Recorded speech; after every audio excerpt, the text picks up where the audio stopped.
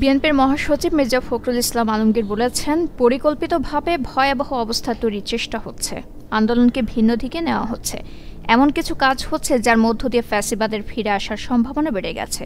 মির্জা ফখরুল বলেন, এতদিন ধরে যে ত্যাগ, প্রিয় মানুষের চলে যাওয়া, সবকিছু ছাড়িয়ে কেমন যেন একটা ভয়াবহ অবস্থা তৈরি হচ্ছে।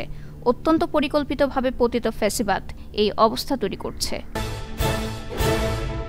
জামায়াতে ইসলামীর আমির ডাক্তার শফিকুর রহমান বলেছেন, দলমত ধর্ম ভিন্নতা থাকবেই, এটা স্বাভাবিক, কিন্তু জাতীয় স্বার্থে আমরা যেন একমত থাকতে পারি।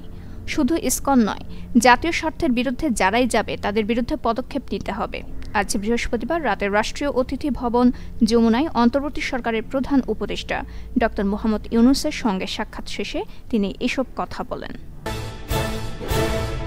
চট্টগ্রামে আইনজীবী সাইফুল ইসলাম আলিফ হত্যা এবং সম্মিলিত সনাতনী জাগরণ জোটের আন্দোলনের সঙ্গে ইসকনের কোনো সম্পৃক্ততা নেই বলে দাবি করেছেন হিন্দু ধর্মীয় সংগঠনটির সাধারণ সম্পাদক চারুচন্দ্র দাস ব্রহ্মচারী। আজ বৃহস্পতিবার স্বামীবাগ আশ্রমে আয়োজিত এক সংবাদ সম্মেলনে তিনি বলেন, চট্টগ্রামের অনাকাঙ্ক্ষিত ঘটনার জন্য ইসকন বাংলাদেশকে অন্যায়ভাবে দায়ী করার অপচেষ্টা চলছে। আগামী বছর হজে যেতে হজযাত্রী নিবন্ধনের সময় আরও 15 দিন বাড়ানো হয়েছে।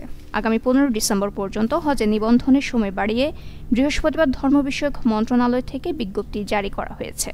আগের নির্ধারিত সময় অনুযায়ী হজযাত্রী নিবন্ধনের সময় আগামী 30 নভেম্বর শেষ হওয়ার কথা, কিন্তু এখনও কোটার বড় অংশ খালি রয়ে গেছে।